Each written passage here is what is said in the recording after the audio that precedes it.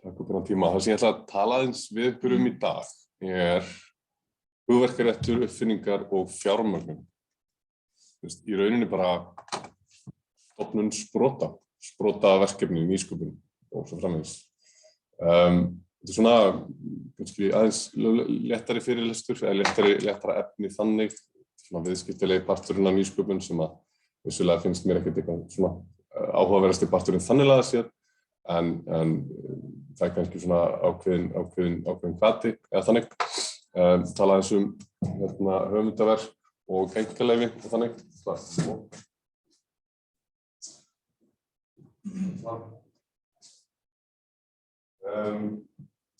Það eru,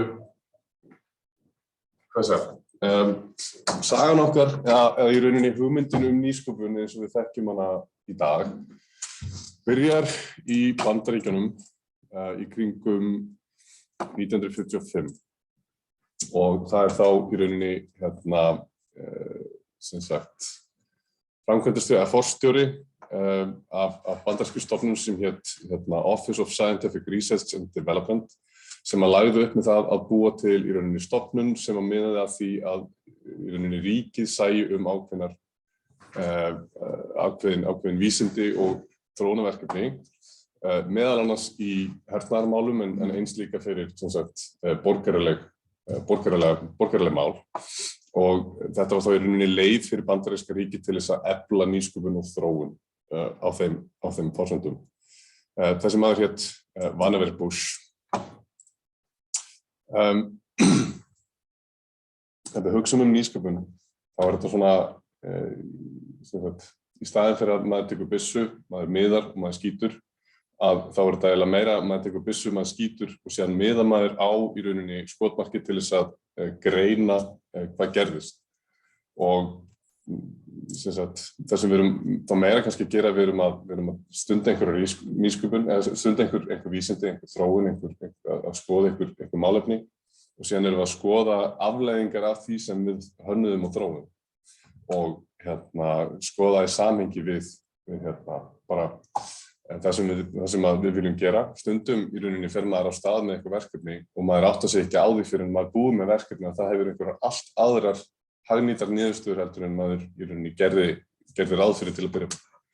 Og eitt dæmi það GPS-kerfið, þar sem að GPS var þróað af bandaríska hernum til þess að búið til kerfið þar sem þær ættu auðveldar með að miða einhvers staðar á nettinum, miða þá eldflaugum. En afleiðing af því var í rauninni miklu viðtækari þar sem að GPS gaf okkur líka leiðir til þess að navigera bílan okkar, finna út bara allt aðra staðsetningar heldur en upprunalega markmiðið var. Þannig að GPS hafði í rauninni miklu stórtækari afleiðingar heldur en upprunalega var lagt upp með. Ef að við tækjum MIT háskóla og háskólasamfélagið í kringum MIT stofnunina og settum það saman og mældum það út frá hagkerfi einu og sér, það er að segja, það er þá fyrrverandi nemendur eða starfsmenn skólan sem hafa stofnað fyrirtæki sem framvegis, þá var þetta líklega 4. stærsta hagkerfi í heiminn. Metið á bil 2 trilljón dollara og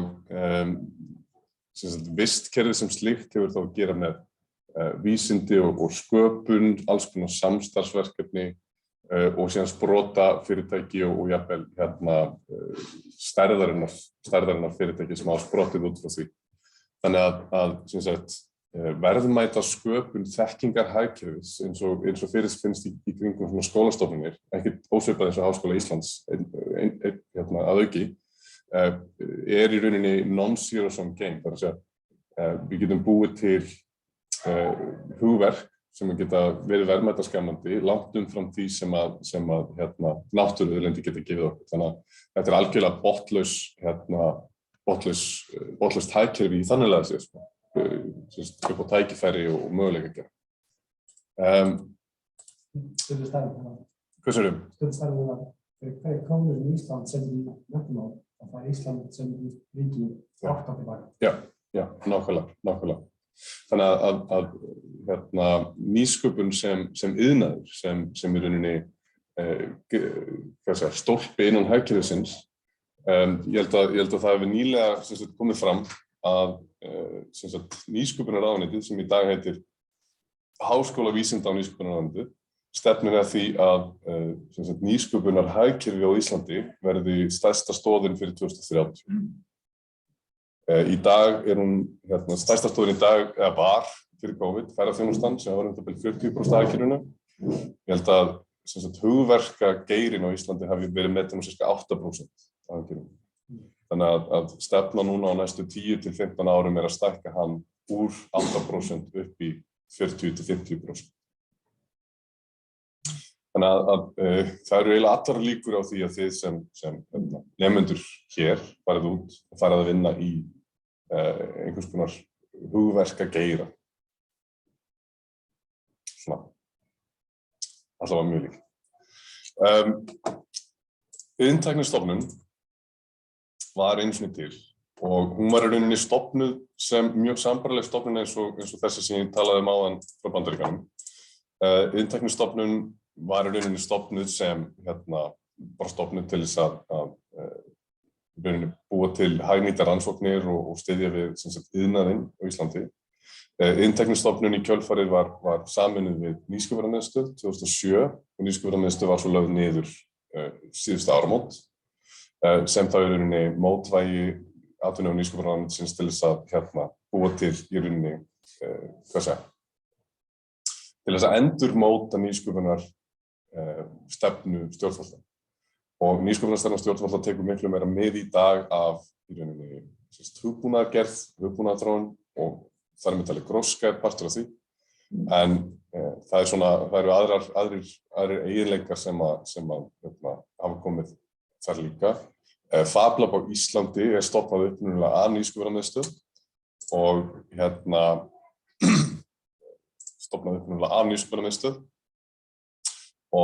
og í dag eru 10 FabLab stöðvar út allt land en núna hefur FabLab á Íslandi í rauninni færst undir ráðuneytið beint.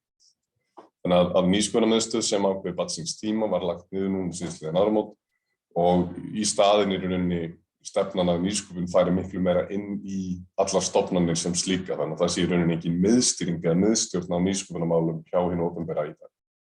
Þannig að það eru í flestum stofnunum í dag, ríkisreknum stofnunum, þá einhvers konar nýsköpunararmur af þeirri stofnun í mótun og í uppbyggingu. Þannig að nýsköpun er orðin miklu svona margslungnara fyrirbæri heldur en eitthvað sem ein stofnun ætti að í rauninni sjá um.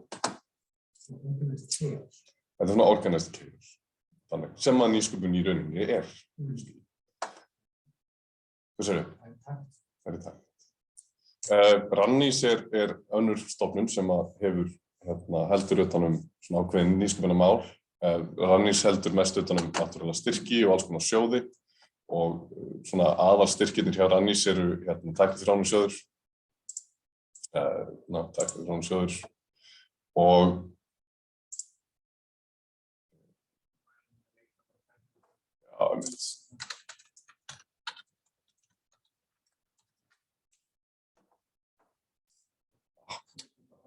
Það var alveg á síðan sem alltaf á. Það var nættur á það. Ég finnum þetta frekar hérna, þetta er þægilegra. Tækniþróunarsjóður er stærsti íslenski sjóðurinn sem í rauninni úthlutar fyrir nýsköpun og nýsköpunarmál og við erum með minnsti sjóðurinn fyrir tækniþróunarsjóða heitir Fræ, síðan erum við með Sproti, við erum með Vöxt og Sprett og þessi sjóðir miða allir að því að í rauninni styðja við íslensk sprotafyrirtæki sem eru í einhvers konar hagnýtum rannsóknum til þess að þróa sínar hugmyndir, sína vörur. Síðan er alltaf til nýsköpunarsjóður námsmanna og fleira sem Rannís heldur utanum. En Rannís er líka í alls konar tengslum við Evrópusjóði og Evrópustyrki og ef fólk hefur áhuga á því þá er hægt að sækja fundi með þeim og þeir geta aðstoða við alls konar atriði tengdum styrkjamálum. Þannig að Rannís er til. Síðan er reyndar Íslandsstofa líka. Íslandsstofa er að vaxa dálítið mikið og Íslandsstofa heldur meðal annars náttúrulega utanum sem sagt ferðaþjónustu og alls konar markaðsátök og markaðs atriði, en þeir hafa líka einnig verið að taka sér svona alls konar málefni tengdum nýsköpun og þessari stuðningsumgjörð tengdum nýsköpunarmálum á Íslandi. Og sérstaklega þegar kemur á útflutningu á hugmyndum og hugviti. Þannig að Íslandsstofa er annað. Icelandic Startups er meira svona kannski á frumkvöðlavettvangnum, þar sem Icelandic Startups er að ráðleggja fólki varðandi sem sagt fjármögnun, alls konar viðskiptaleg atriði tengdu því, performance og kynningar, pitch og fleira. Þannig að Icelandic Startups er dálítið stór aðili í þessu nýsköpunarumhverfi, sérstaklega sem sagt í ferlinu sem kemur á eftir þessu þróunarstigi, en þetta þróunarstig í rauninni meira það sem ég að fókusera. Þannig að sem sagt þegar fólk komið af stað og komið með tilbúna eða allavega proof of concept hugmynd, að þá Icelandic Startups virkilega góður aðili til þess að veita af. Auðna tæknitorg er stofnuð. Við byrjum aðeins hér, árið 2018. Árið 2018 var rannsókn gerð og þá kom í ljós að sem sagt, íslensk fyrirtæki sem eru í þróun á jarðvarma og fleira að gefa út og fá langtum færri einkaleyfis styrki, eða sem sagt einkaleyfisbeiðnir heldur en í rauninni samkeppnisaðilar. Það eru fyrirtæki erlendis sem eru farin að fá einkaleyfi á hugverki sem upprunalega voru þróuð á Íslandi. Og þetta var talið alveg virkilega slæmt. Þannig að í kjölfar því var Auðna tæknitorg stofnuð. Auðna tæknitorg er samstarfsvettvangur milli Háskóla Íslands og heldur bara svona háskóla umhverfisins á Íslandi, þar sem að það verið að taka saman og rauninni aðstoða við sem sagt hugverka fólk, þá fólk sem eru í rannsóknum og þróunum innan háskólasamfélagsins til þess að sækja og fá einkaleyfi og fara í meira samstarf það. Þannig að Auðna tæknitorg þetta er líka svokallaða tech transfer tech transfer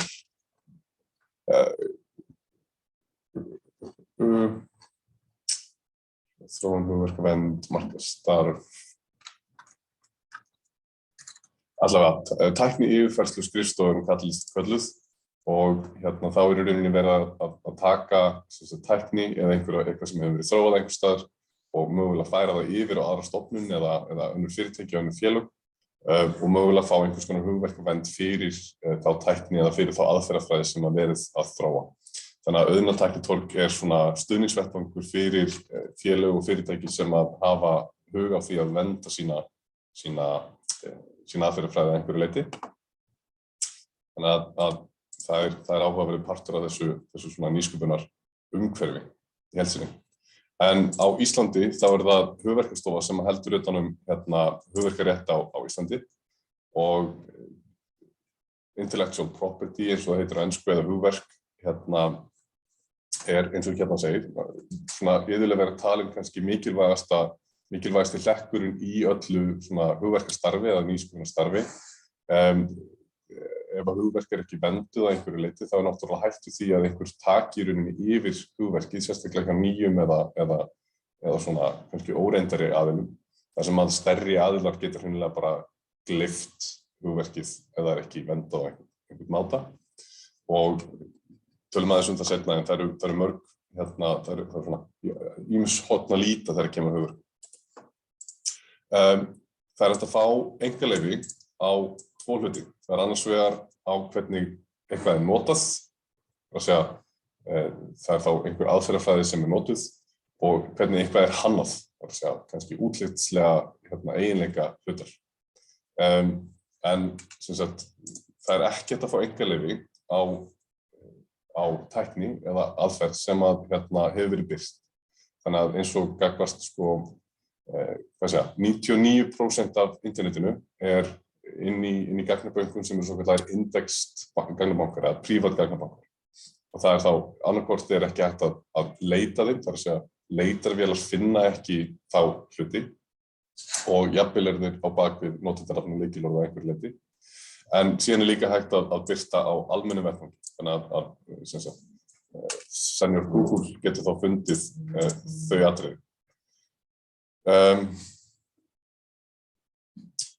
Þannig að já, það er svona verst að hafa í huga að það ekkert að fá einkaleyfi á hluti sem eru birtir. Það þá, birting getur náttúrulega verið á fjölbreyttari miðlum heldur en netinu, það er náttúrulega í dagblöðum eða tímaritum, birting á sýningum eða jafnvel bara kynningum. Þannig að það er verst að hafa það í huga ef fólk hefur hugað því að fá sér einkaleyfi. Þegar maður sækir einkaleyfi þá er einhvers konar umsóknarrammi. Það er frumumsókn sem tekur 1 ár og þá er einkaleyfið í rauninni aðferðafræðinni eða hönnuninni eða vörunni lýst, hvernig hún er búin til, hvernig hún virkar, hvernig hún er ætluð í notkun. En það þarf ekki að loka umsókninni á þessum tímaramma, heldur þetta í rauninni hafa umsóknina opna í alltaf 3 ár. Þannig að þá er aðferðafræðin lýst, í rauninni einkaleyfið er opnað, það er fælað og síðan er hægt að loka því að 3 ára liðnum, þannig að það er í rauninni hægt að stanslaust vera að vinna í umsókninni á þessum 3 árum.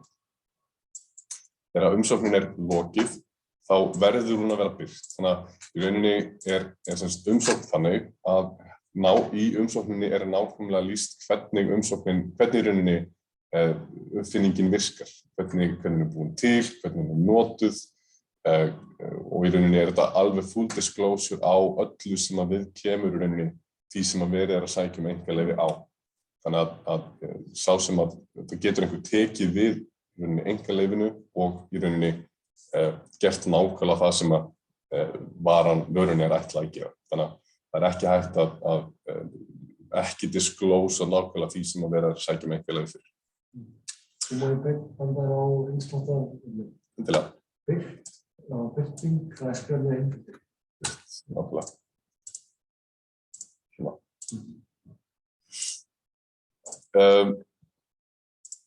Einkaleyfislýsingin þarf að vera greinargóð, hún þarf að vera hnitmiðuð og hún þarf að vera skýr. Þannig að það fari í rauninni ekkert á milli mála hvað er verið að sækja einkaleyfi á, hvernig það virkar og hvað það á að gera. Þannig að einkaleyfi eru í rauninni meira þetta eru í rauninni meira dokument sem að hægt er að lýsa fyrir rétti nákvæmlega hvernig hægt er að í rauninni gera eitthvað og það fari ekkert á milli mála að ef einhver í rauninni stelur eða í rauninni brýtur á einkaleyfinu að það sé raun og veru brot á einkaleyfi. Hún þarf að vera sérstæð og innihalda fullyrðingar og þetta er þá í rauninni rökfærsla á vísitölulegum niðurstöðum og hugverkavernd út frá því. Það er hægt að fá hugverkavernd út frá til dæmis að nota einhvern ákveðinn hvata til þess að búa til eldsneyti eins og Carbon Recycling gerir og einkaleyfið er þá fólgið í því að nota í rauninni einhver ákveðna vöru eða einhvern ákveðinn málm eða eitthvað melmi eða eitthvað svoleiðis sem að bara nákvæmlega virkar fyrir það ferli sem að hægt er að gera. Þetta er kennsla á aðferðafræðina og eins og ég segi, og TTEC, þetta er nákvæm lýsing á í rauninni hvað einhver annar má ekki gera, eða skilja hvað við. Þannig að þetta getur verið framleiðsluferli, það er að segja nákvæmlega hvernig eitthvað er framleitt. Þetta getur verið lýsing á framleiðslubúnaði, það er að segja einhverjum vélmenni eða einhverju framleiðslulínu. Þetta getur verið aðferðafræði, það er að segja hvernig eitthvað er synthesizað eða hvernig eitthvað er búið til, við getum hugsað einhver eldflaugamótor eða sími eða eitthvað svoleiðis og innihaldslýsing á því, það er að segja hvaða komponentar eru til staðar og hvernig eru settið saman og hvernig eru mótaðir og svo framvegis. Þegar að einkaleyfið er tilbúið, þar að segja það er búið að skrifa skýrsluna, þá fer hún í yfirferð og það er þá einhver sérfræðingar sem að fara yfir umsóknina og samþykkja að hún sé valid, þar að segja að það sé ekkert í henni sem að meikar ekki sens. En það eru samt til alveg glás af einkaleyfum sem að meika í rauninni ekkert sens. Hérna er til dæmis lýsing á einkaleyfi fjarskiptabúnað sem að getur sendt út upplýsingar hraðar en ljósið. og hérna lýsing á einkaleyfi þar sem að verið að lýsa hvernig hægt að sækja orku út úr vakúmi, þar sé að sækja orku úr engu. Þannig að það til fullt af einkaleyfum sem að í rauninni lýsa einhverju vöru eða einhverju aðferðafræði sem að stangast hreinlega á við eðlisfræði lögmál, getur við sagt. Og þannig að sko einkaleyfi ekki einhver svona end-all fullkominn pakki, skiljum við. Og það til, já, eins og ég segi. Þetta eru samþykkt einkaleyfi. Já, ég veit.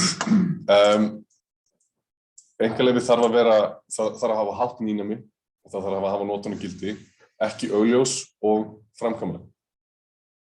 Það að segja, já, einkaleyfi þarf að vera þannig að það sé hægt að í rauninni replikera það, bara eins og með vísindarannsókn. Það þarf að vera, já, frumlegt og hafa hátt nýnæmi og að einhver í rauninni geti, já.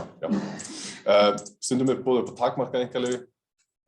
Það að segja, það ekki boðið kannski upp á fullt einkaleyfi miðað við það sem að lýst en kannski einhverja þætti í rauninni aðferðafræðinnar eða vörunar og stundum boðið upp á tvískipt einkaleyfi þar sem að tveir aðilar deila með sér. Einkaleyfi þarf að vera eitthvað sem framkvæmanlegt og gerðast það hitt. Þeir sérfræðingar sem að hafa farið yfir þessi einkaleyfi hafa bara ekki vitað betur. Það líklegast ástæðan. En þú veist, þetta bara svona, einhver fékk einhverju rauninni fælaði patentið og lýsti mögulega vel þannig að séð einhverju sem var gert í þessu, en það rauninni einkaleyfi skrifstofan ber ekkert endilega ábyrgð á því að prófa hvort að einkaleyfi virkar.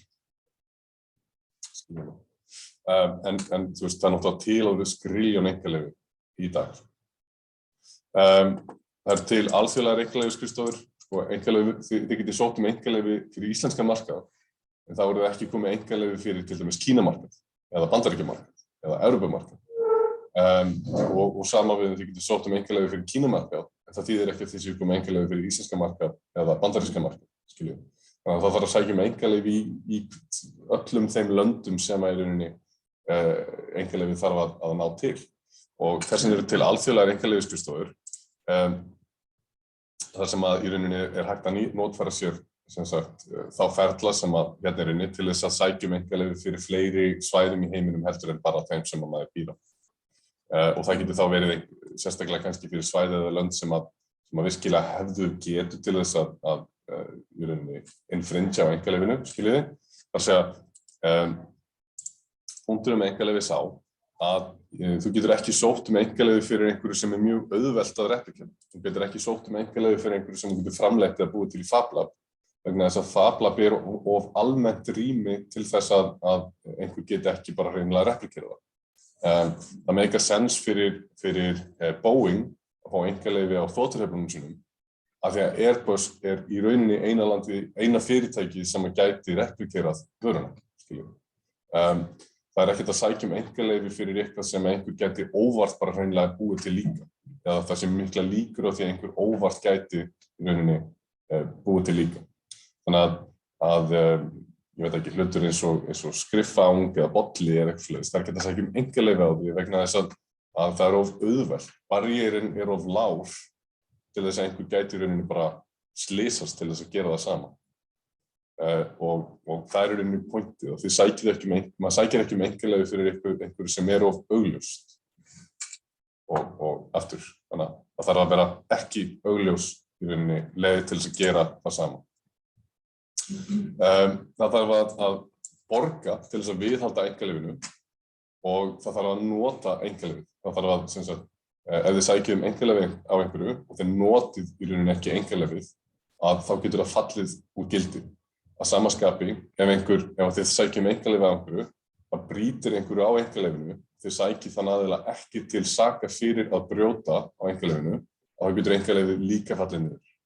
Þannig að það þarf í rauninni að viðhalda og passa upp á það að einkaleyfið sé í rauninni virt og það þarf að sanna að einhver hafi brotið á einkaleyfinu. Einkaleyfi í rauninni bara bara einhver gögn fyrir dómstól.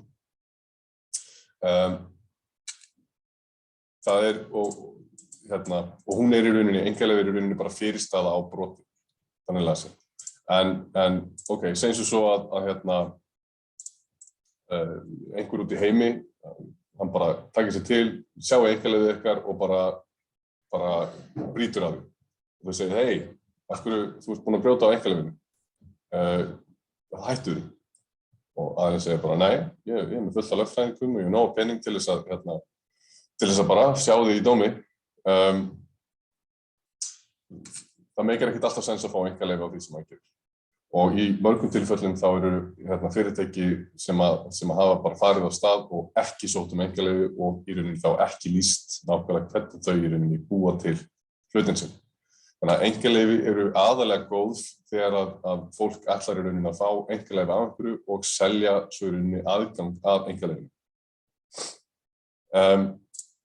Hérna grein einkaleyfiströll og það sem sagt einhver sýsla í Texas í Bandaríkjunum sem er með einhver hluta vegna mun sem sagt ríflegri reglur einkaleyfissóknir og það þá í rauninni fullt af aðilum sem að sækja og fá einkaleyfi á hlutum sem að mögulega gætu orðið til í framtíðinni. Það þá í rauninni einkaleyfi sem ekki byggð á vísindarannsóknum, heldur einkaleyfi byggð á einhvers konar huglægu trendi í tækni. Og þetta eru þá aðilar lögfræðingar sem að hafa það bara hreinlega að atvinnu að búa til fölsk einkaleyfi byggt á því að einhvern tímann gæti einhver mögulega fundið upp á nákvæmlega því sem að lýst í einkaleyfi og kæra þá aðila til þess að fá einhvers konar útborgun. Og þetta er rauninni akkúrat nákvæmlega það sem að einkaleyfi áttu að reyna að koma í veg fyrir. Það er bara, fljúgandi bíll. Já, eitthvað svona. Og þú veist, ekki skarpar rúnir á síma, eða fattar, þú veist, ekki bara svona frekar trefjað, en sem sagt, einkaleyfi eru, þegar fólk talar einkaleyfi, þá svona vísar það oft í það að það hefur kannski ekki alveg fullan skilning á því hvað einkaleyfi eru og hvað þau hafa tilgang í að gera. Og þá komum við inn í næsta kafla sem er rauninni höfundavernd, eða copyright. Höfundavernd er ekkert ósvipað einkaleyfi að því leytinu til að höfundavernd er svokallað intellectual property á ensku og höfundavernd getur verið bara hreinlega að einhver skrifar metsölubók strák sem er með ör á enninu og hann er galdramaður og hann berst við vondakall. Og þá í rauninni má engin annar skrifa einhver svona karakteristik atriði nákvæmlega það eða nýta það á máta sem að fellur ekki undir sanngjarna notkun. Þannig að höfundavernd er ný og upprunaleg vinna höfundar. Það er að segja, þetta er einhvers konar frumleg vinna einhvers höfundar. Og þetta getur verið hönnunarskjöl, þetta getur verið teikningar, rafrásir, hugbúnaður, verkferlar og alls konar. Og það er að fá höfundarétt á þessa hluti í samhengi við það sem við erum að tala í þessum áfanga.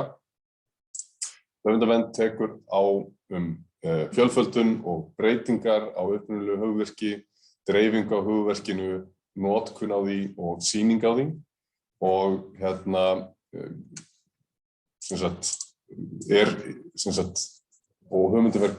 höfundavernd er varið allt frá því að hugmynd eða hönnun eða hugverk er skapað.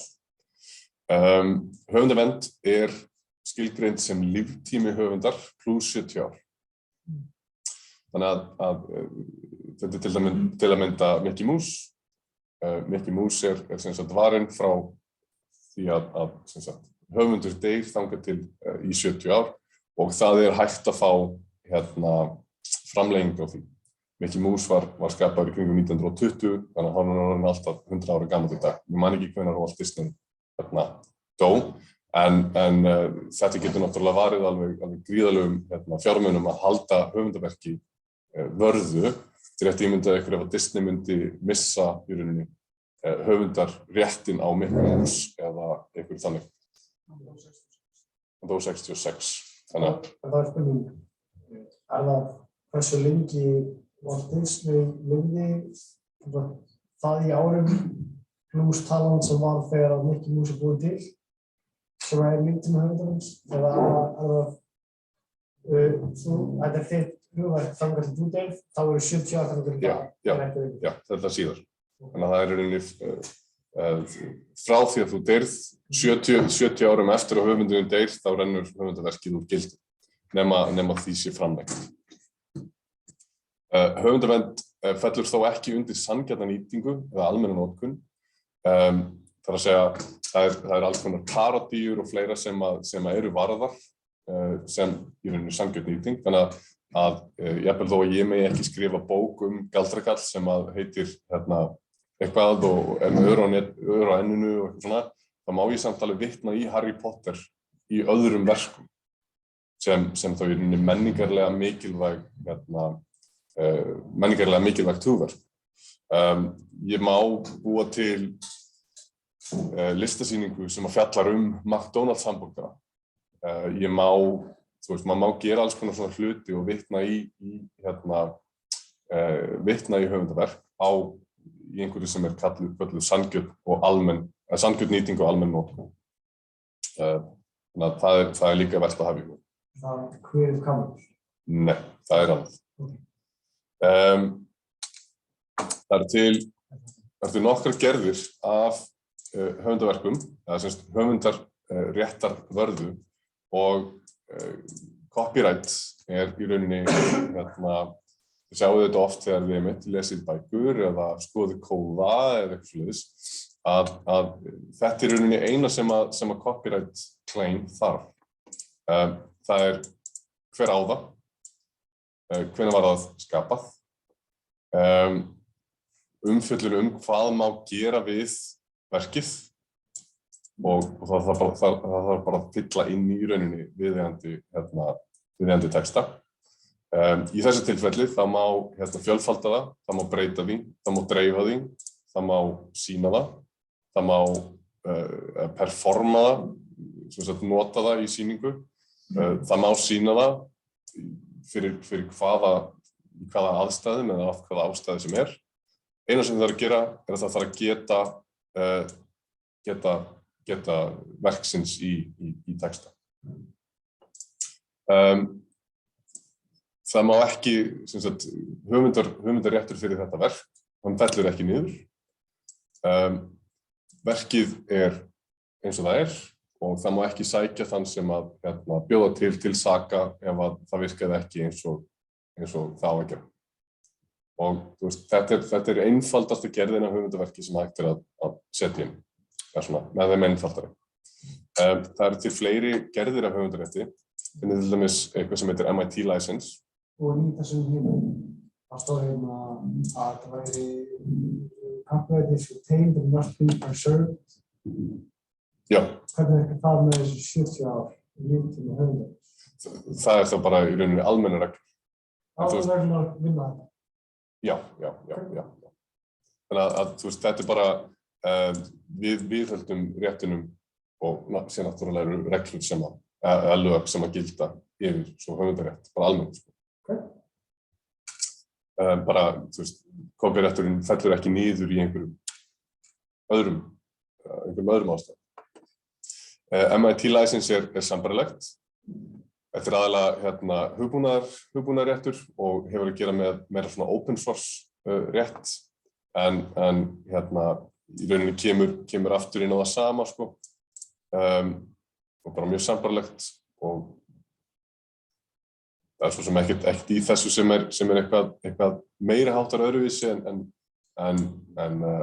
hefur að gera bara með svona kærumál, þannig að það sé eitthvað kæra í rauninni eiganda höfundarverksins.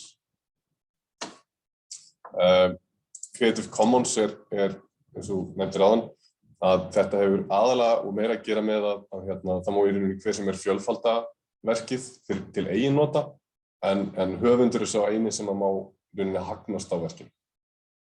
Þannig að sem dæmi það að það eru aðilar sem að gefa út open source hugbúnað eða einhverja mekanisma eða vélar, en eru svo á sama tíma í rauninni að selja í rauninni vöruna sjálfa. Þannig að segjum svo að ég búið til þennan hérna, segjum ég 3D-prentaði bolla og ég setti bollan á Thingiverse, að þú mátt búið til bollan fyrir sjálfa þig, en á sama tíma ég líka 3D-prenta svona bolla heima hjá mér og að selja út. Skilur. En ég geti notað tekníkuna þína til að búa til glasahaldara sem sérstaklega hannaði til bollan þinn, samt það. Já, mögulega. Af því að það er hönnun frá þér, sko. Þú bara vill svo til að bollin minn skilninni passar í haldarann. Nú, license eru líka frekar fræg og þetta eru bæði open source license, general public license og lesser general public license. Og þessi hafa aftur, þetta er aðeins viðameiri license en hafa líka að gera aftur með svona open source þannig og hvernig má fjölfalda og hvernig má dreifa og hvernig má nota og þess aftar. En þau eru til, það er að nota þau. Og partur af lokaverkunum ykkar á síðunni vill því að þið farið í gegnum og veljið ykkur höfundarétt. Lágmarkið er í rauninni bara að segja þetta verk höfundavarið á þessum og þessum forsendum, en þið megið hreinlega bara taka eitt af þessum í rauninni licensum og bara setja inn á síðan ykkar til þess að í rauninni segja bara nákvæmlega hvernig efnið má nota. Okay. Þannig að bara aðeins að skoða þetta. Þessar vefsíður. Já. En við dokumentum verkið okkar og bara setjum inn svona sem svo svo kemur út afurð eða aðferð eða eitthvað sem einhverjumsnægt. Við erum að skemma fyrir. Aftur eins og komin á þann, það er í rauninni engin einkaleyfi og höfundaverk eru sikur hlutur. Og það er í rauninni engin, það eru rosalega hverfandi líkur á því að einhver hérna inni í rauninni búið til eitthvað í svona almennri smiðju eins og FabLab sem er einkaleyfishæf, sem getur til að ná einkaleyfi. Vegna þess að aðferðafræði FabLabs of almenn til þess að í rauninni það sé hægt að sækja einkaleyfi á hann. En höfundaréttur svo í rauninni annar. Þannig að já, ef að þið þyrftuð að eyða miklu meiri tíma og miklu meiri rannsóknum til þess að í rauninni vera komin á þann stað að geta séð fyrir að þetta gæti verið skynsamlegt einkaleyfisefni. En ef við verðum að finnst að þá þessi vefsíða anskemma fyrir okkur? Já, það er, ok, til að svara einmitt þessi spurningu. Segjum svo að þú væri bara aðild í bæ og þú værir að þróa eitthvað heima hjá þér. Eins og til dæmis það er aðili sem að ég skoða stundum á YouTube sem að heitir Thought Emperium og hann er bara heima hjá sér í bílskúrnum búinn að búa sér til Biolab, bara svona líffræðistofu í bílskúrnum heima hjá sér. Og hann er að genabreyta einhverjum þörungum til þess að vera sjálflýsandi og búa til silki og eitthvað svona drasl. Það að hann seti þá hluti á YouTube, það gerir það verkum að hann getur ekki sótt einkaleyfi og enginn getur sótt einkaleyfi á aðferðafræðinni sem hann er að þróa og lýsa fyrir YouTube áhorfendur sína. En það er líka kannski pointið, skilur við, að hann er að gera þessi hluti heima hjá sér og hann er að hafa tekjur af því að búa til vídeó, ekki af því að búa til einkaleyfi. Og þannig að það má vera að passa sig hvað maður er búinn að birta. Til dæmis margir hérna í háskólanum sem er að birta eins og doktors, ritgerðir og fleira. Það getur verið mjög erfitt og jafnvel ógerlegt að fá einkaleyfi á þau atriði og þá hluti.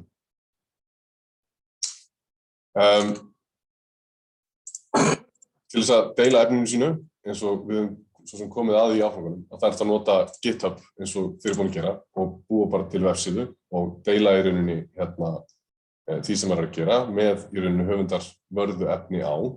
GitLab er mjög sambærilegt GitHub og náttúrulega Instructables eins og þið þekkið kannski, en á þessum síðum er hægt að lýsa í rauninni í frekar bundnu máli aðferðafræðinni sem má nota til þess að búa til þá hönnun eða þá aðferð sem að maður var að þróa.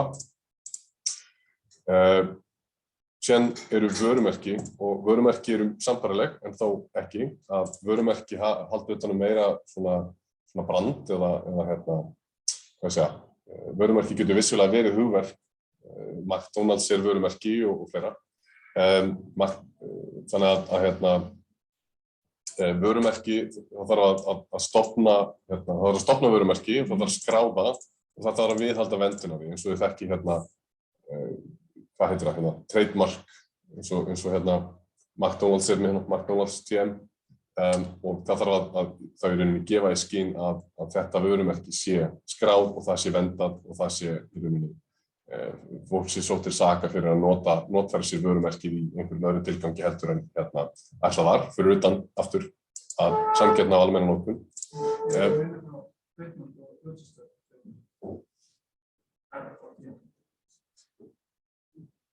Ég veit það ekki. Það tveir mismunandi skattaðir eitthvað að þetta var ekki. Þetta er eitthvað sitt á tæminn, sko.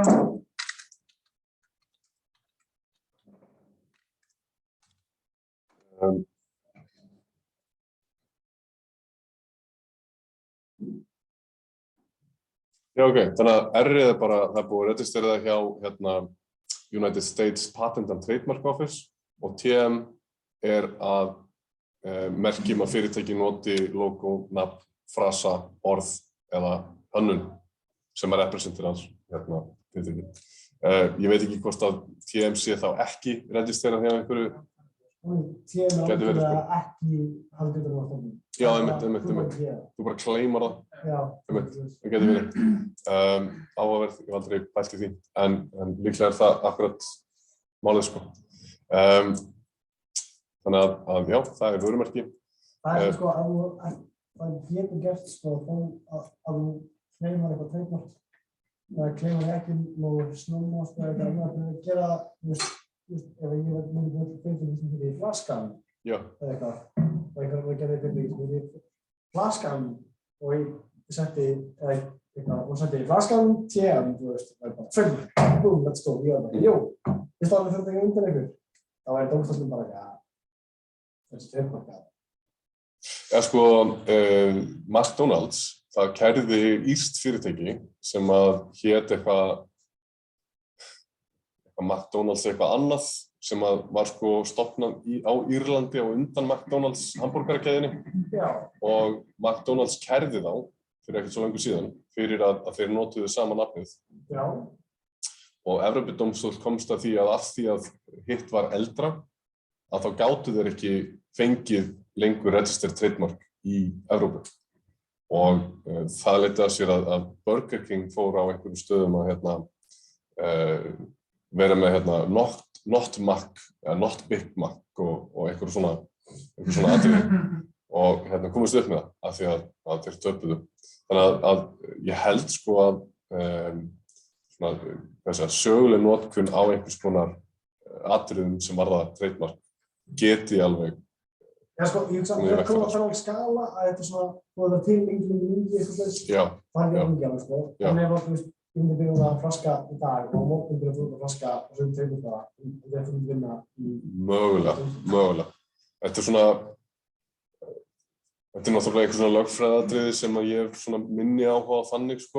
En jú, algjörlega vissulega gott að svona hafa til.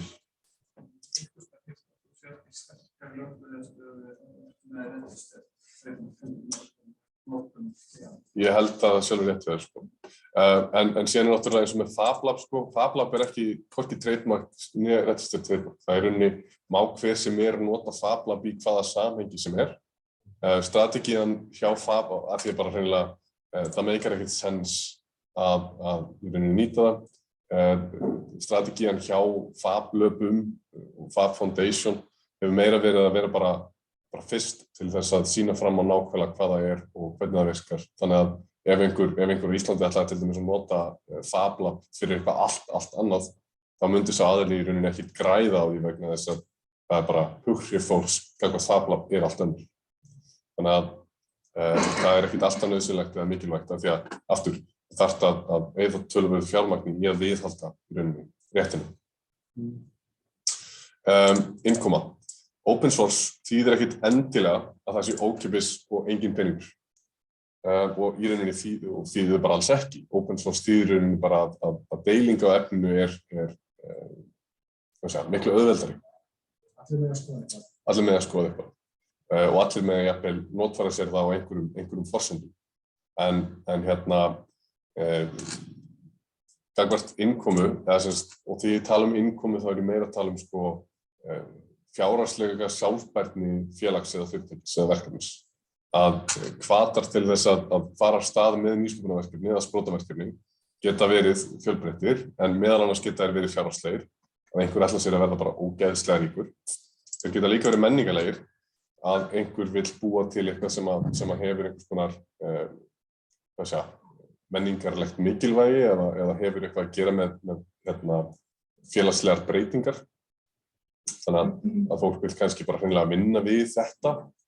Það vill ekki endilega vera ríkt á því, það vill bara hefur áhuga á því á öðrum forsendum.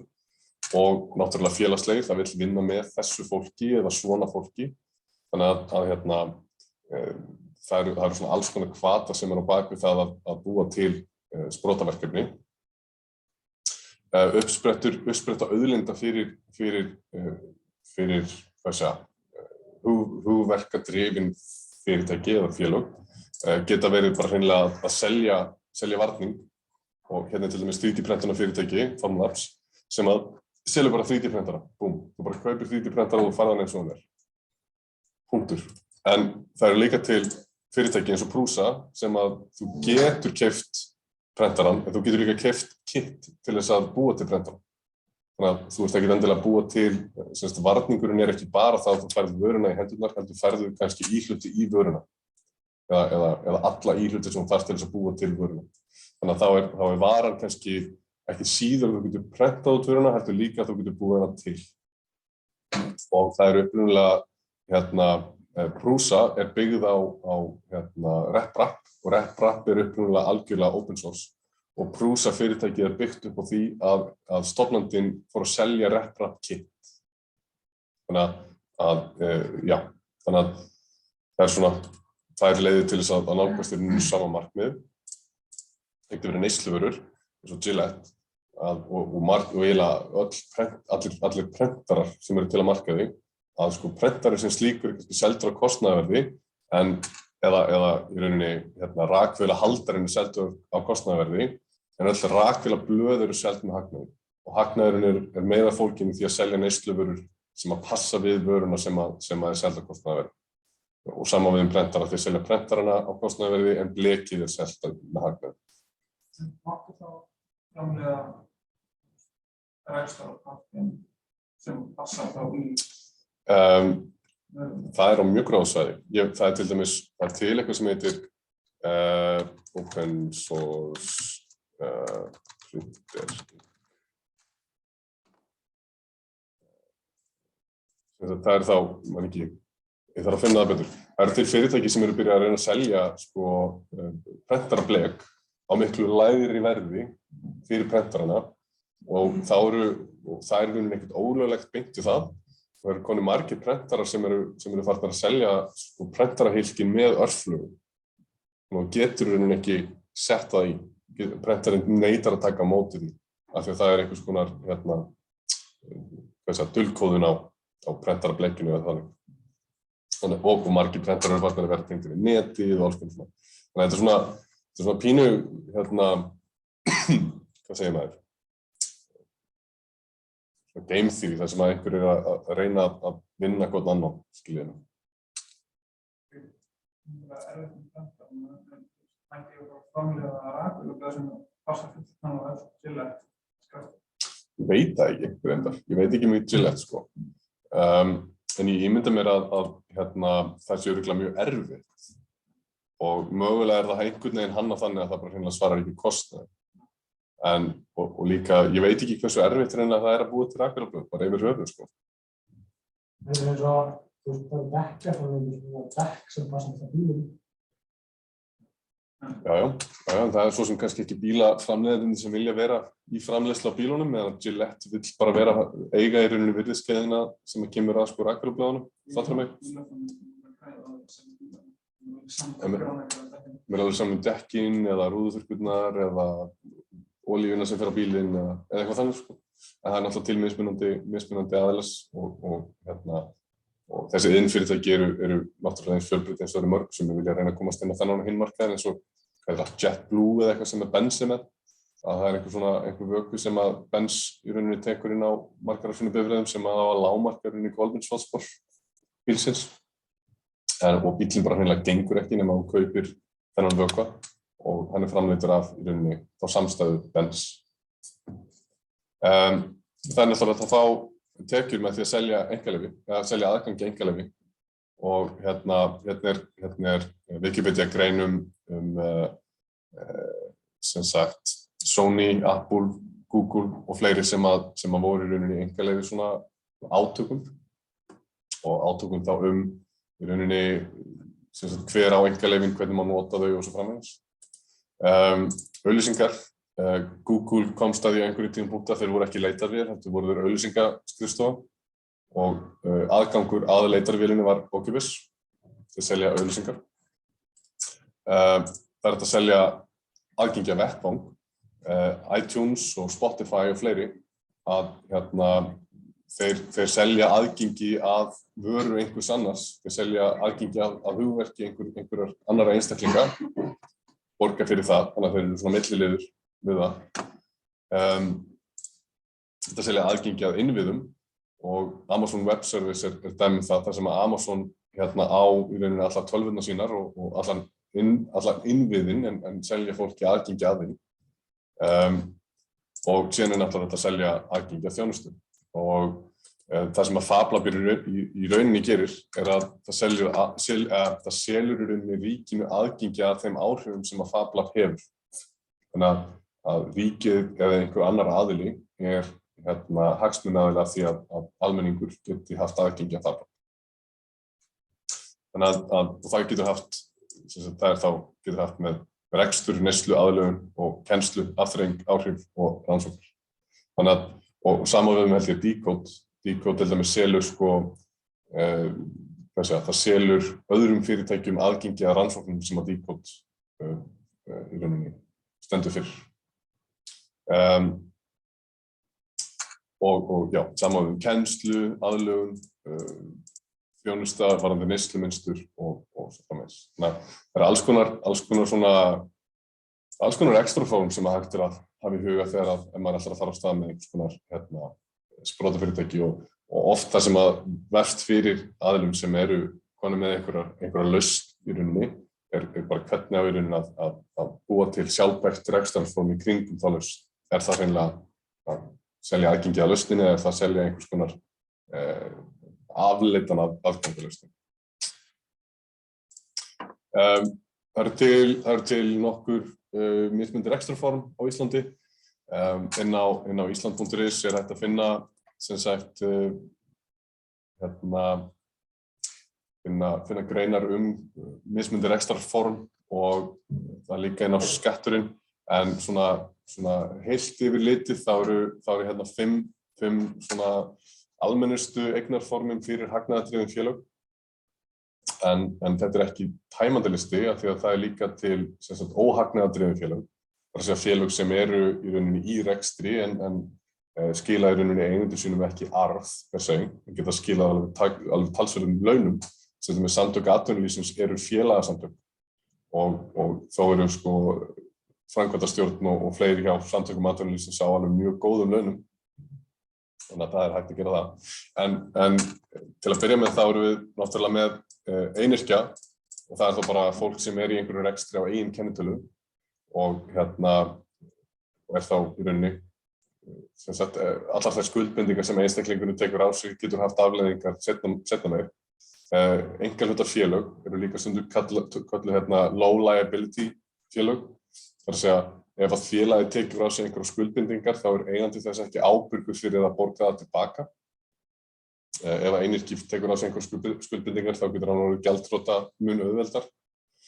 Samstarf, það er þá einhvers konar samstarfsfélög og hérna er listi eins og sameignarfélög, samlagsfélög. Það er svona það er þá aðalega félög sem að margir eiga í en á annarri forsendu, þau eru ekkert endilega skráð hlutafélög en já, síðan eru hlutafélög og þau geta þá aftur, það eru þá margir mismunandi aðilar sem að geta komið að í rauninni eignarhaldi á þannig félagi. Munur á einkahlutafélagi og hlutafélagi? Gæti ég keypt hlutabréf í hlutafélagi en ekki í einkahlutafélagi? Já. Já, En það ekki að hlutafélög skráða? Nei, sérna það. Og þetta svona flækist þegar maður fer lengra inn í þetta sko, en það er ekki beinlínis partur af þessu. En ef þið hafið áhuga á því að skoða þetta, þá er hérna. Sjálfseignarstofnanir er svo annað, þar sem að í rauninni, það er engin raunverulegur eigandi af félaginu, heldur eru stjórnir. Og reyndar áhugaverð sko, einhvern tíma fór ég í gegnum þetta og var að skoða þetta, hvernig þetta virkar. Og ókosturinn minn sjálfseignarstofnun er að fyrirtæki þarf að eiga milljón-kall í lágmarksstofnfé, meðan að einkahlutafélag þarf bara að eiga 500.000 kall, minnum mig. Já, 500.000 kall í eigið fé. Þannig að einkahlutafélög eru í rauninni langvinsælasta félagsformið þegar kemur að svona low liability rekstrareiningum. Og þetta eru þá hagnaðardrifin félög.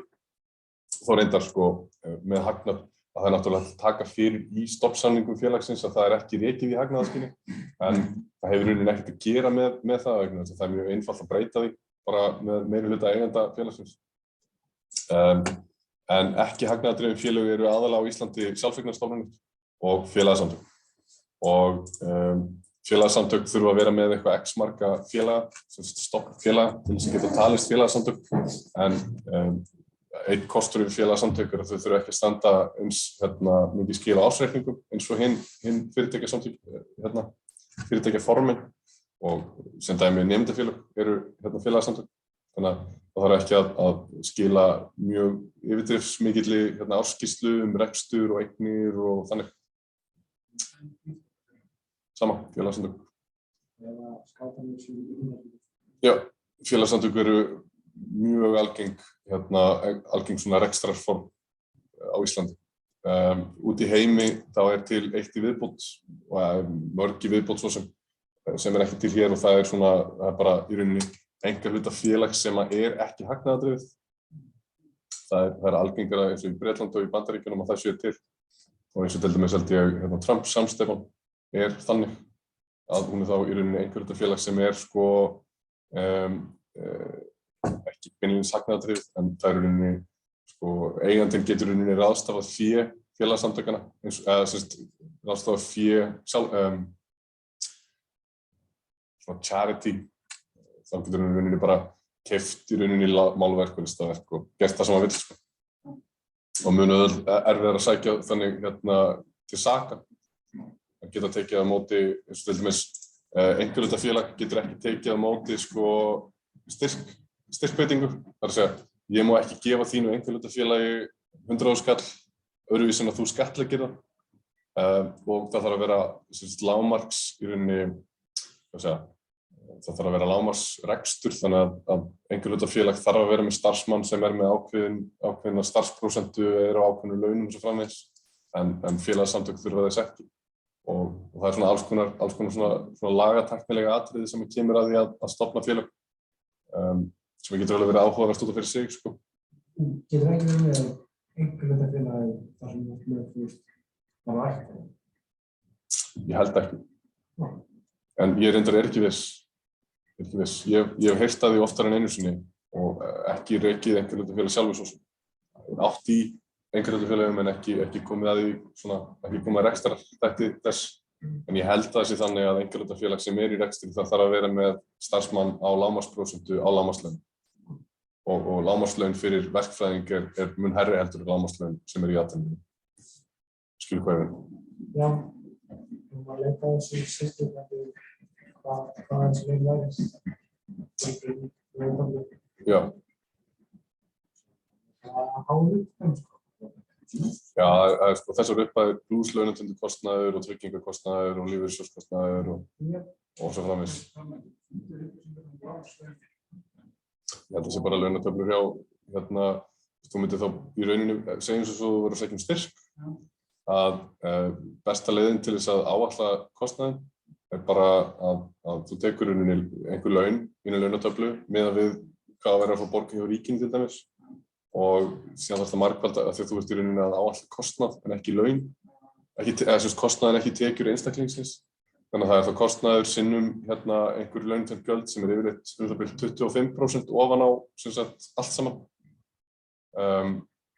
Ég hef oft þegar ég hef verið að taka með verktakagreiðslur að það hef ég yfirleitt áætlað 50% af rauninni greiðslunni fari í gjöld.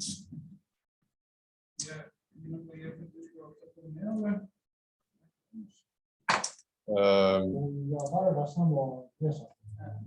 Ég var náttúrulega svona til að reikna launatengd gjöld og allt svoleiðis, en mér finnst erfitt að finna lágmark. Kjaramál, Ekki góður að leita. kjarasamningar, segjum bara ríkið, þá hérna kjarasamningur og hérna náttúrulega einhver svona greinar, þetta ekki bara breytingar, heldur þetta líka orlof, ferðatími. Það segir bara Já, breytingar sem fyrirgefðu. leggjast við launin. Ég hugsa að launin á milli fyrirtækisins, ríkisins og hvers verkefnis fyrir sig séu trúnaðar. Þau eru það svona í praxís. Já, En eru það samt ekki, sko. Þú veist, það er í rauninni bannað að launasamningar séu trúnaðarmál. ríkinu. Já, það er að segja að það má ekki refsa neinum fyrir að ræða launin sín. Fattarðu? Já, fólk má ræða launin sín. Já. En ég held að ríkið sé ekki að birta lágmarkslaun verkefni ríkinu eru þess þá.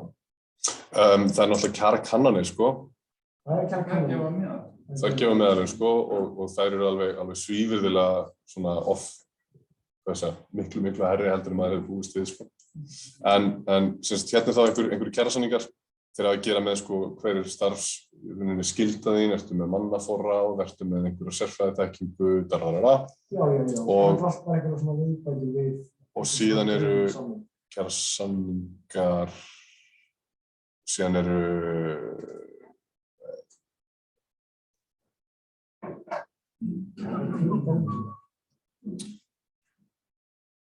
launatafla hérna, já. Og þú veist, yfirleitt er þetta einhverstaðar hér. Það er svona ruglandi að hvað þýðir 13 og hvað þýðir 0. Já, það er bara ekki merkt, sko. það bara á 2004. Já. Ég er búinn að fara í gegnum þetta svo oft og ég er ekkert svo sem að ég geti svarað einhverjum góðum niðurstöðum, sko. En manni finnst þetta ógeðslega skrítið, það er mikið töflum hjá þeim ómestofnunum sem er bara ógöðum, sem er bara ekki merkt. Þú veist, ásamt bara ekki merkt. Það þyrfti bara að vera námskeið, hvernig það virkar, sko. Já, það er svo að ríkið sem þú veist menntastofnun er að predika eitthvað sem að læra eitthvað. Ef þú býr til graf, eða tafli, þá var merkja ásamt. Já. Og svo gera það ekki. Þetta er mjög skrítið.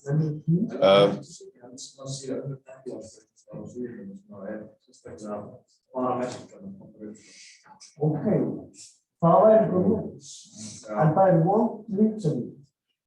Já, ég hef einhvern tíma fundið eitthvað út úr þessu, sko, en þetta er svona, það er ekkert eitthvað einfaldasta mál, sko, því miður. Sem er mjög, þetta er ekkert að vera eitthvað sem er hluti. Klárum þetta. Ok, þið eru komið með einhvern konsept, þið eru búin að vinna í því, þið eru mögulega komið einhverja lausn sem að þið eru búin að farnir að sækja styrki eða eru á leiðin að sækja styrki, eru með einhverja hugmynd. Og þá næsta mál, mögulega frumkvöðlasetur, það er að segja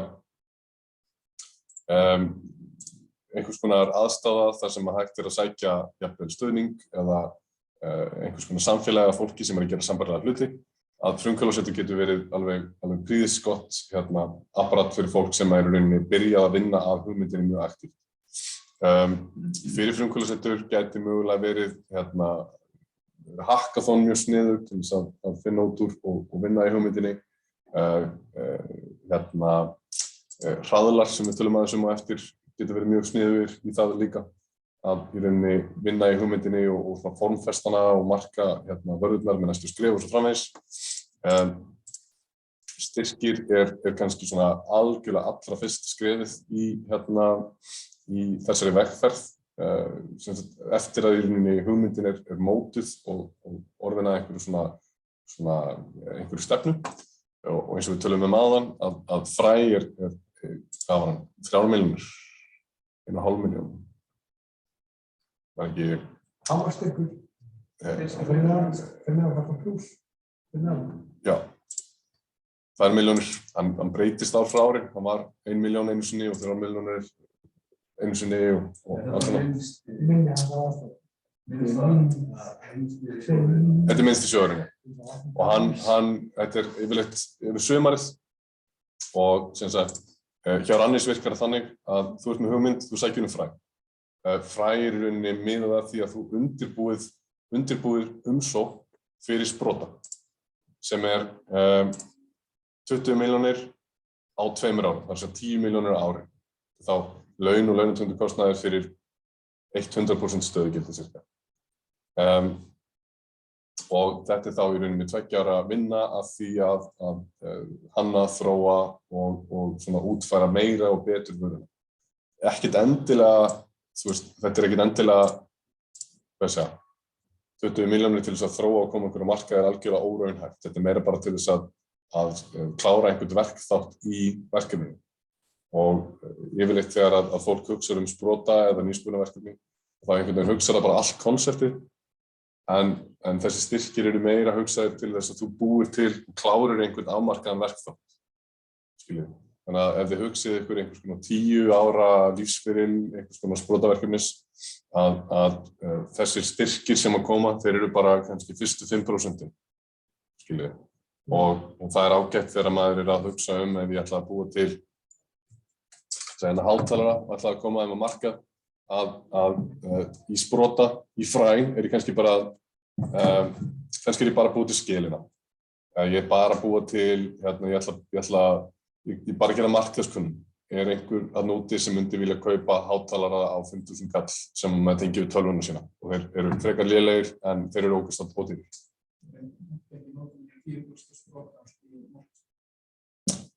Fræ, ég tala fræ.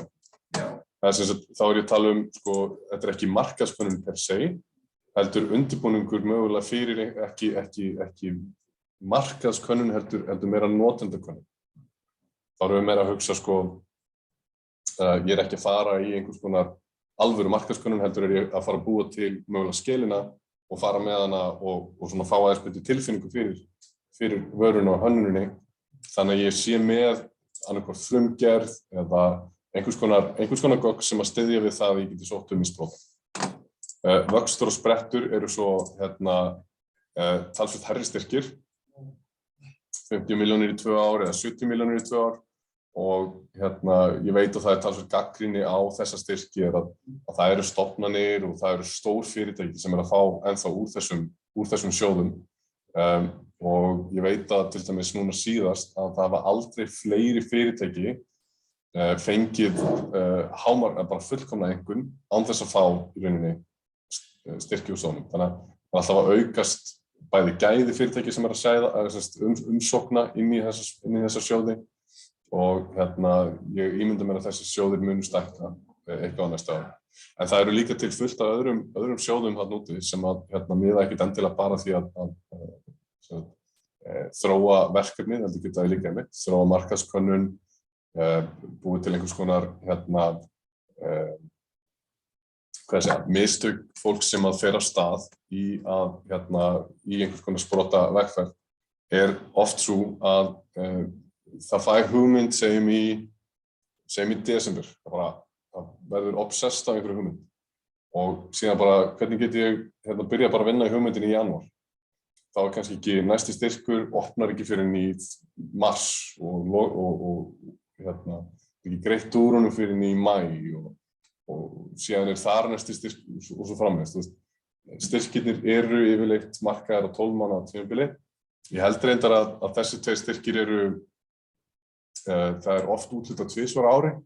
Það er að segja að það er þá vor og haust úthlutun En það eru til sko, það eru til fullt af öðrum styrkjum, bæði hjá fyrirtækjum, styrki sem að varða sko, menningamál og fleira, og oft hægt að taka og finna afmarkaða verkþætti inn í verkefninu sem hægt að sækja styrki fyrir. Það er að kenna námskeið tengdu verkefninu sem kannski ekki verkefnið sjálft heldur tengt einhverju verkþætti í því. Það er að gera markaðskönnun sem í rauninni námskeið sem dæmi. Ef fólk myndi vilja búa til segjum hráefni úr íslenskum afurðum, þá getur þið haldið námskeið hvernig á að nota þetta hráefni til þess að búa til eitthvað en leið gert markaðskönnun á því, fattiði mig. Þannig að það er að nýta sér styrki til þess að gera alls konar hluti með svona skapandi leið til þess að byggja upp í rauninni þá menningu sem að þarf mögulega fyrir verkefni til þess að standast alls konar. Og nýsköpun yfirleitt fólgin í því að fólk að breyta einhverjum reglum í samfélaginu. Þannig að það er búið til einhverja betri verkferla sem eru hagnýtari, þeir eru praktískari, það er kannski, value propositionið í rauninni kannski 5-10 sinnum betra heldur en sú aðferðafræði sem var notuð fyrir þetta verkefni, skilja mig. Ég veit ekki. Tökum kryptó sem dæmi, að value propositionið gagnvart kryptó að það er decentralized. Það er engin aðili, það er engin eining sem í rauninni heldur utan nákvæmlega og stýrir í rauninni fjármagninu sem eru umfyrir. Þetta er í rauninni stafrænt gull. Þetta er bara markaðsstýrð virði á einhverju. Að sjálfsögðu er þetta ekki verðmætt nema bara það sem að fólk heldur að það sé verðmætt fyrir. En já, ég kom að því. Upp á fjármögnun að gera, að náttúrulega styrkir íslenska styrkjakerfið er ágætt. Það er bara alveg prýðilegt. Þú nýttir eitthvað. Já, ég hef sótt ég hef ekki sótt í vöxt, en ég hef sótt í fræ og sprota. Ég hef fengið úr hvorum. En ég hef hins vegar sótt ég hef verið þátttakandi í Evrópustyrkjum, ég hef verið þátttakandi ég held að heildarfjármögnun sem ég hef verið beinn þátttakandi í að sækja þó ekki administrerar, nemi einhverjum 200 milljónum. En þeir styrkir sem ég hef fengið bara prívat þannig, þeir eru kannski nær svona 70 milljónum, 50 milljónum kannski. En ég hef að sjálfsögðu ekki sjálfur verið í rauninni að vinna út á, heldur það þá styrkir sem ég hef sótt og borgað öðrum fyrir að framkvæma og svona. Þannig og það er sko alls konar styrkir. En já.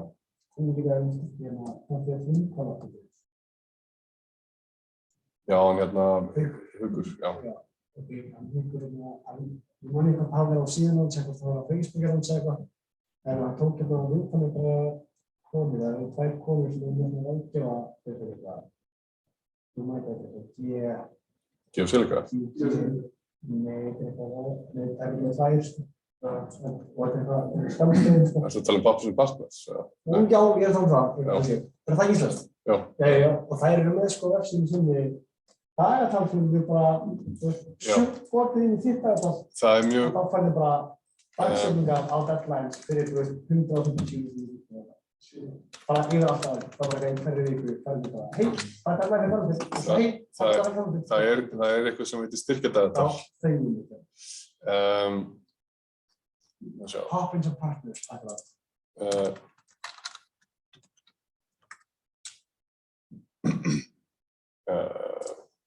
Það er einhver staðar hérna.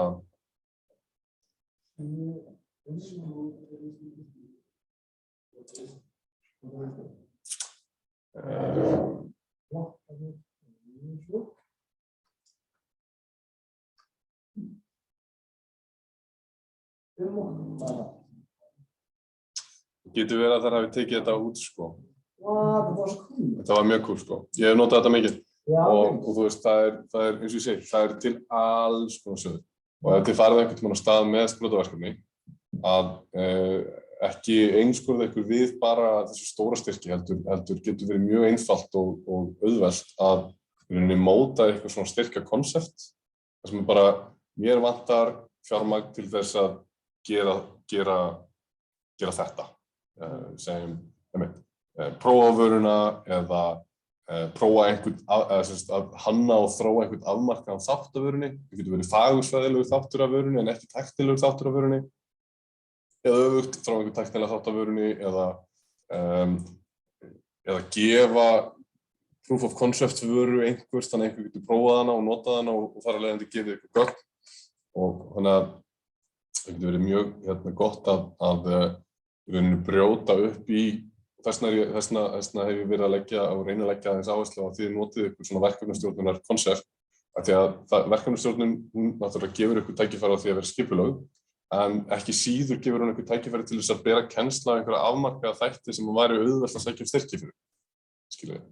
Það er hægt að sækja styrki til þess að búa bara til viðskiptaðal. Bara að sækja styrki til þess að prófa vöruna með einhverjum hópi, sem svo að þið ætlaðu að búa til einhverja vöru sem er fyrir fólk sem nýtir sér velferðarþjónustu. Að það er þetta að sækja styrk sem miðar að því að halda fund með fólki sem gæti verið notendur seinna meir. Það er þetta að sækja styrki fyrir mjög fjölbreyttum hlutum. Það sækjum styrki til þess að búa til námsgagn sem í rauninni miðar að því að kenna á hvernig þið notið vöruna sem þið að þróa og svo framvegis. Þannig að Nei, þetta bara styrkir út allt. Landsbankinn gefur út styrki, verkfræðingafélagið veitir styrki, skiljiði, það alls konar styrki sem að gera alls konar hluti og markmið frumkvöðulsins á þessum fyrstu skrefum er að finna leið til þess að prjóna þessa styrki inn í verkefni þannig að þeir geti fundið fjármögnun fyrir þessum mismunandi þáttum. Sumir styrki krefjast mótframlags, þá er þetta að nota eitt styrk til þess að komplementera sem mótframlag í annan styrk. Sumir styrkir krefjast þess að það sé 50% mótframlag inn í formið þannig að í rauninni þá er þeim með kostnaðaráætlun og í sumum tilfellum notar fólk bara mótframlagið er vinnuframlag sem að þið gefið. En það er kannski hægt að finna fjármagn til þess að greiða fyrir þetta vinnuframlag í ofanálag, skiljiði. Þannig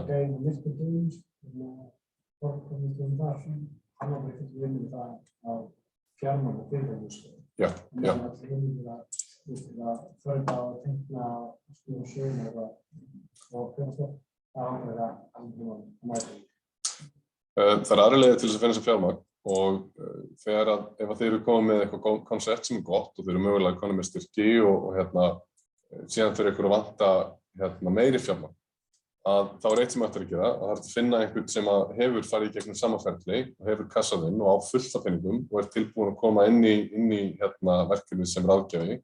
Þeir geta fjárfest sem englar, það er að segja angel investors eða englafjárfestar og þeir geta kannski komið með einhverja milljónir einhvern fullt af pening sem þá eru einkafjárfestar inn í verkefni til þess að styðja við það. Áhættufjárfestar eru komnir kannski lengra og það er þá alls konar svona fjárfestingarsjóðir sem geta komið inn og komið með svona seed fjármögnun kölluð, þar sem að verkefnin er kannski veittur töluvert fjármagn til þess að komast svona ennþá lengra. Þannig að fer eftir verkefninu og eðli verkefnisins. Fyrir náttúrulega hugbúnaða verkefni að það er kannski minni stofnkostnaður vegna þess að eina sem hugbúnaður þarfnast er í rauninni tölva sem ættir að forrita á. En á sama tíma það er náttúrulega mun áhættu meiri fjárfesting vegna þess að það er samkeppnin á markaðnum miklu meiri og það eru miklu fleiri sem á þeim markaði. Gagnvart fólki eins og ykkur sem í vélaverkfræði að fjárfestingin til þess að búa til stórfyrirtæki sem hefur að gera með mekaník krefst meiri stofnfjármögnunar vegna þess að búnaðurinn er dýrari, aðstaðan er dýrari og svo framvegis. En þegar yfir ákveðin hjalla er náð að þá eru miklu færri fyrirtæki sem eru í samkeppni. Þannig að það er mörguleyti öruggari fjárfesting og hún sé það kannski ekkert endilega. Þetta er allt öðruvísi hugmyndafræði sem fólk lítur á. Vinur og fjölskylda, eða á ensku FN3, Friends, Families and Fool. Fools, Friends, Family and Fools. Það náttúrulega ákveðin leið til þess að fjármagna sig, kannski yfir einhvern ákveðin hjalla eða í ákveðin tíma og það svona ekkert af því. Hópfjármögnun og það svona tiltölulega nýleg leið, ég segi 10 ára plus, 10 ára cirka, að það hreinlega bara að lýsa verkefninu og Vatnsskotssafn. Sko þessi hópfjármögnun hefur mikið til sprottið upp í kringum útgáfur á alls konar og svo framvegis, en til dæmis hægt að hópfjármagna og þá í rauninni ertu að kaupa eitthvað fyrirfram. Það ekki verið að gefa þér pening, heldur ertu í rauninni að selja eitthvað fyrirfram, síðan það fjármagn notað til þess að koma af stað einhvers konar framleiðslu eða búa til eitthvað, þannig að aðilinn sem að hópfjármagnar til að byrja með fær í rauninni vöruna eftir á. Og þetta er mjög sniðuleið og fólk hefur safnað alveg ótrúlega flottum fjármunum í vöruna sína hérna. Þetta taka lán og það er náttúrulega mun svona óvinsælli leið til þess að gera hlutina og þess vegna náttúrulega styrkir og fjárfestingar miklu algengari en jú, það er vissulega hægt að taka lán. Það er að taka brúarlán sem að í rauninni bara þá farið í bankann og þú segið, heyrðu, ég er að fara að fá fjárfestingu eftir ári ef ég næ einhverjum ákveðum milestone. Ég þarf, segjum 10 milljónir til þess að komast þangað og síðan fæ ég greitt út og borgað tilbaka.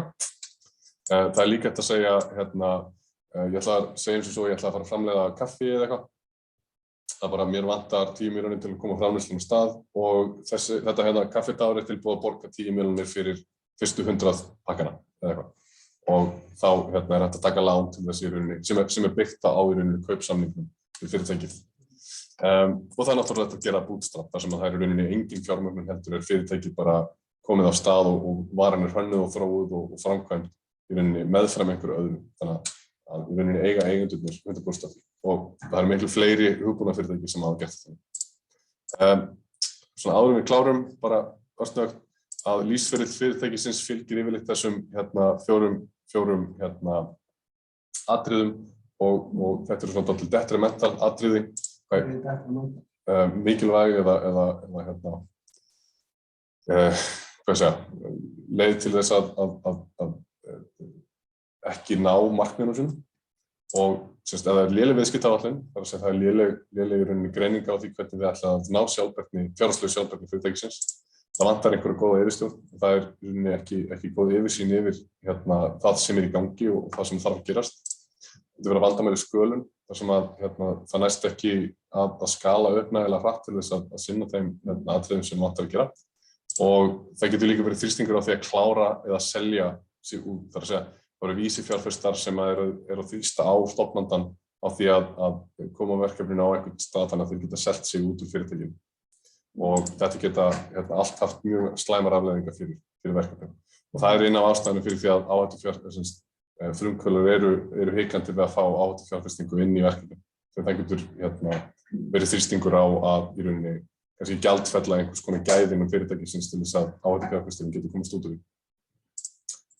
Hraðlar og þetta er mjög mikið notað, getur haft mjög góð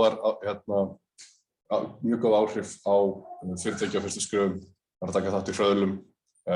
Hackathon eru líka önnur sem ég hvet ykkur til að taka þátt í, að hraðlar og hackathon eru í rauninni leið fyrir fyrirtæki og frumkvöðla til að koma sér á framfæri með sína vöru og sína lausn.